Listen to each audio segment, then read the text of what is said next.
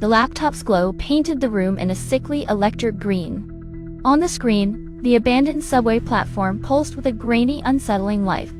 A single flickering bulb cast long, distorted shadows that seemed to writhe and shift like worms.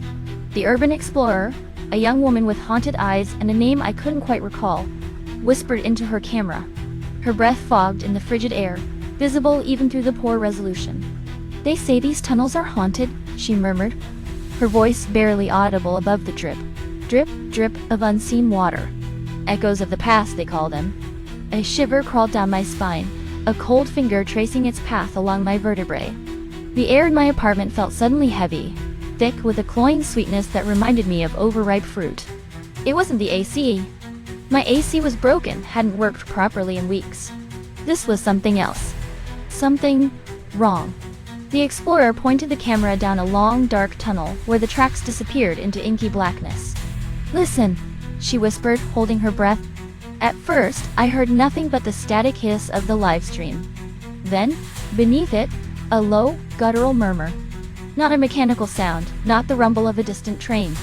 This was organic, wet, almost breathing.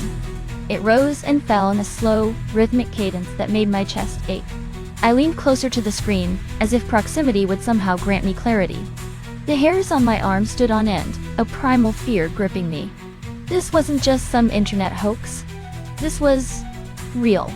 I could feel it in the marrow of my bones, a deep, resonating hum of dread. The explorer took a hesitant step forward, her camera shaking violently. The murmuring intensified, punctuated by sharp, metallic clicks that sounded like skeletal fingers tapping against steel. I held my breath, every muscle in my body tense. Then, a flicker of movement at the edge of the frame. Something dark, something huge, shifting in the shadows. Just a glimpse, a fleeting impression of something impossibly long and thin, but it was enough. My heart slammed against my ribs like a trapped bird. The explorer gasped, stumbling back. Her camera jerked upwards, catching the flickering bulb. The dripping water, the oppressive darkness. And for a split second, reflected in the convex lens, I saw it. A face. Not human. Pale, elongated, with eyes that burned like embers. Then, the screen went black. Jake, sprawled on the couch, a bag of chips clutched in his hand, snorted. "Dude, it's fake. Just some elaborate creepypasta. You're losing it." He flicked a dismissive glance at my laptop. The screen still black. The silence still ringing in my ears. I wanted to believe him. Needed to. But the lingering chill in the air, the phantom scent of something rotten and sweet, told a different story. It felt real. I muttered, rubbing the back of my neck, a nervous tic I'd developed over the past few days. The Midnight Echoes livestream had burrowed its way into my brain, a persistent itch I couldn't scratch. Every night I found myself drawn back to it, like a moth to a flickering flame. Even now, with the screen blank, the image of that face, inhuman and burning, was seared onto my retinas. Real? Come on, man. It's staged. Viral marketing, probably. For what? I don't know. Ghost tours of abandoned subway stations? Jake chuckled, but his eyes darted nervously towards the darkened window. He was trying to sound nonchalant, but I could see the unease creeping in around the edges. He wasn't immune. None of us were. The Midnight Echoes channel had exploded in popularity. Thousands, maybe tens of thousands, were tuning in every night, drawn by the same morbid curiosity that had hooked me. The comment section was a swirling vortex of speculation, theories ranging from the mundane to the outright insane.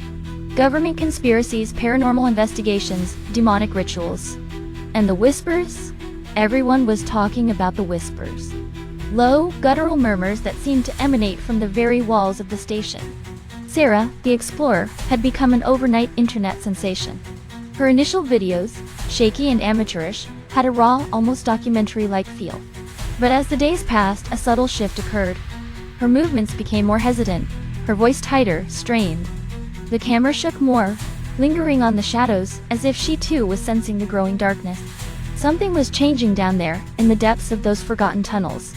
And I had a growing, terrifying suspicion that we were all being pulled along for the ride.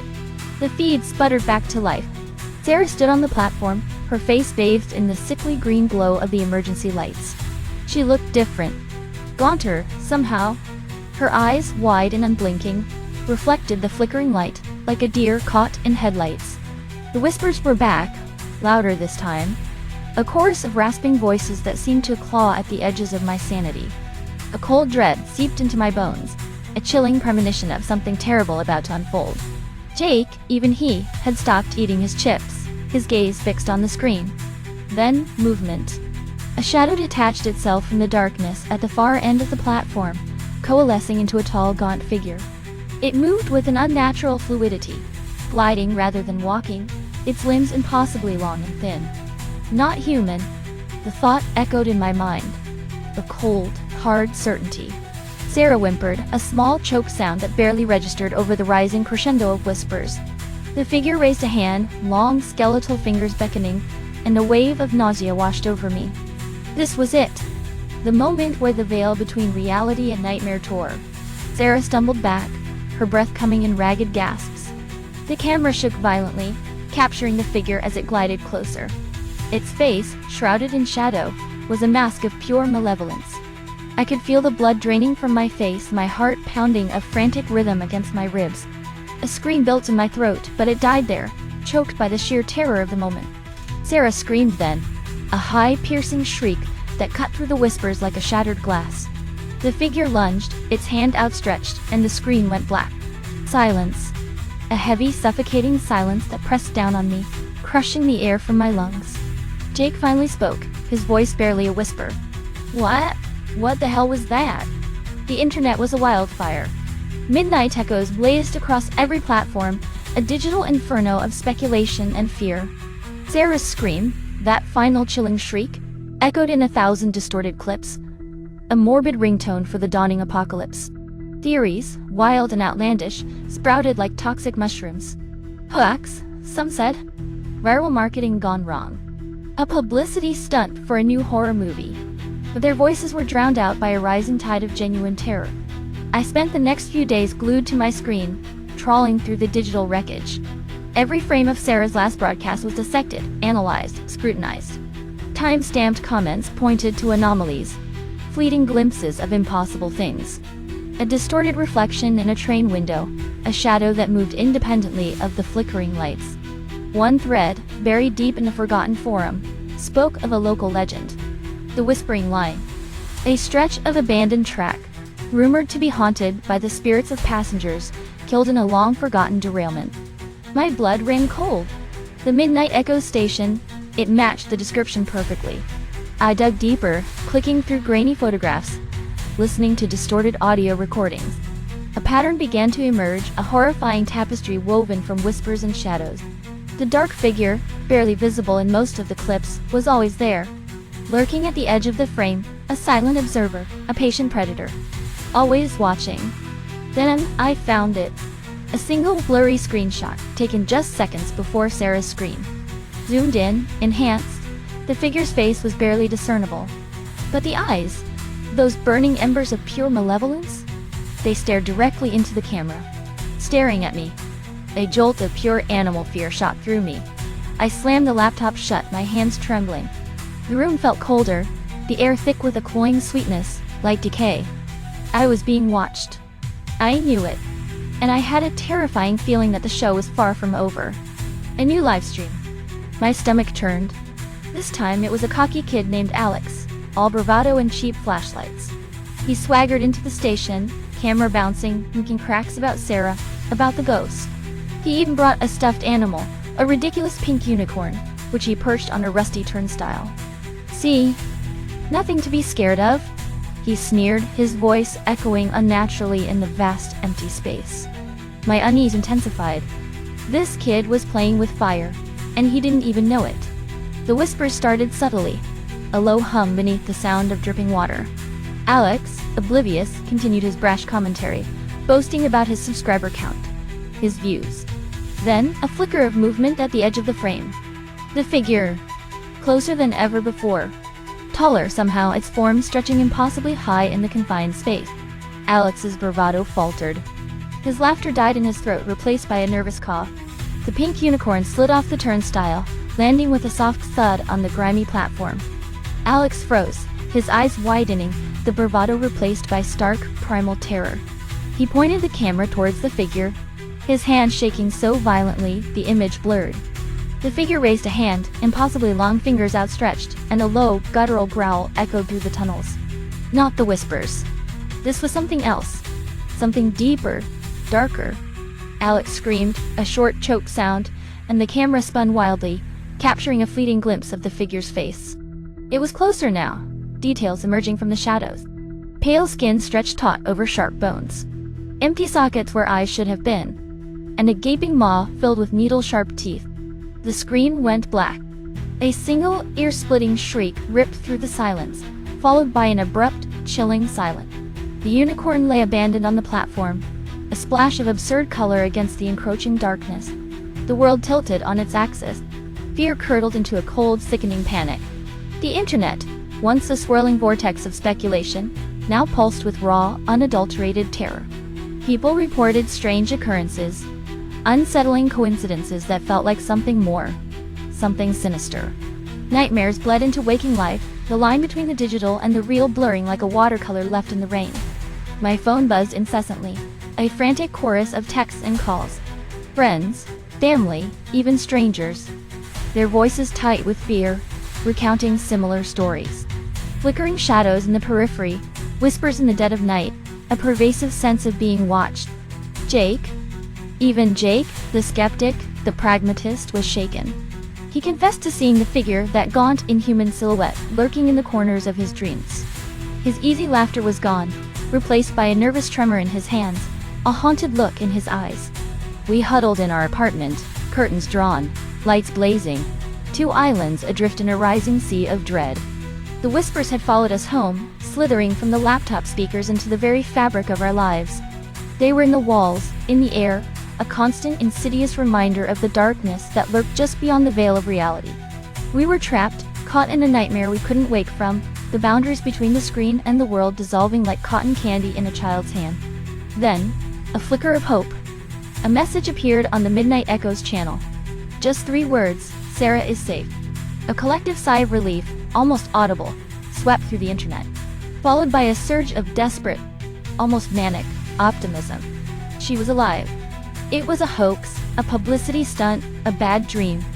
We'd all gone a little crazy. Even I, for a fleeting moment, allowed myself to believe. Maybe Jake was right. Maybe it was all fake. A second message followed. She will return. A new livestream was announced. Midnight. The usual time. A morbid curiosity, a desperate need for closure, drew me back to the screen. Jake sat beside me, his hand clenched around a can of beer, the metal cold and slick with sweat. We watched, holding our breath, as the familiar grainy image of the platform materialized. The flickering lights, the dripping water, the oppressive silence. Then Sarah. She stood in the center of the platform, gaunt and hollow-eyed, her face a mask of blank despair. She didn't speak. Didn't move. Just stood there, swaying slightly, like a willow in a gentle breeze. Relief turned to ash in my mouth. Something was terribly, terribly wrong. The figure materialized behind her, silent as a wraith, its elongated form looming over her like a skeletal puppeteer. It raised a hand, its long skeletal fingers brushing against Sarah's hair, and a low, guttural growl echoed through the tunnels, a sound that vibrated deep in my bones, a sound that promised nothing but pain and darkness. Hope, that fragile butterfly, was crushed beneath the heel of an unrelenting dread. Sarah's lips moved, but no sound came out. Then, a voice not her own, rasped from the laptop speakers, a dry, brutal sound like dead leaves skittering across pavement. Cryptic phrases, disjointed and nonsensical, spilled from her mouth, a chilling incantation in a language I didn't understand, but felt deep in my gut. The figure moved closer, its shadow engulfing Sarah, swallowing her whole. The whispers intensified, a swirling vortex of sound that pressed against my eardrums, threatening to shatter my sanity. Jake whimpered beside me, his face pale and drawn, his eyes fixed on the screen. The air in the room grew heavy, thick with the cloying sweetness of decay. The temperature plummeted, a sudden bone-chilling cold that seeped into my marrow. My breath hitched in my throat, a strangled gasp. The screen flickered, the image distorting, twisting into a grotesque parody of the platform. The lights pulsed, growing brighter, brighter, until they were almost blinding. A low hum filled the air, vibrating deep within my chest, resonating with the whispers, amplifying them, until they were a deafening roar. Then, an explosion of light. A blinding, searing white light that erupted from the screen, engulfing the room, burning into my retinas. I recoiled, a scream tearing from my throat, a primal shriek of pure terror. The laptop tumbled from my lap, crashing to the floor. The room plunged into darkness, a thick, suffocating darkness that smelled of ozone and something ancient, something foul. The whispers were gone. The hum was gone. Only the echo of my scream, and the frantic pounding of my heart remained. The darkness receded, leaving behind a throbbing ache behind my eyes and a ringing in my ears. The sickly green glow of the laptop screen, lying cracked on the floor, cast long, distorted shadows across the room. The live stream was gone. The Midnight Echoes channel deleted. Wiped clean from the internet as if it had never existed. A digital ghost. A deeper silence had fallen, a heavy, suffocating blanket that muffled the usual city noises. Even the hum of the refrigerator, a constant, comforting presence, was gone. The air hung thick and still, heavy with the lingering scent of ozone and something else, something acrid and metallic like blood.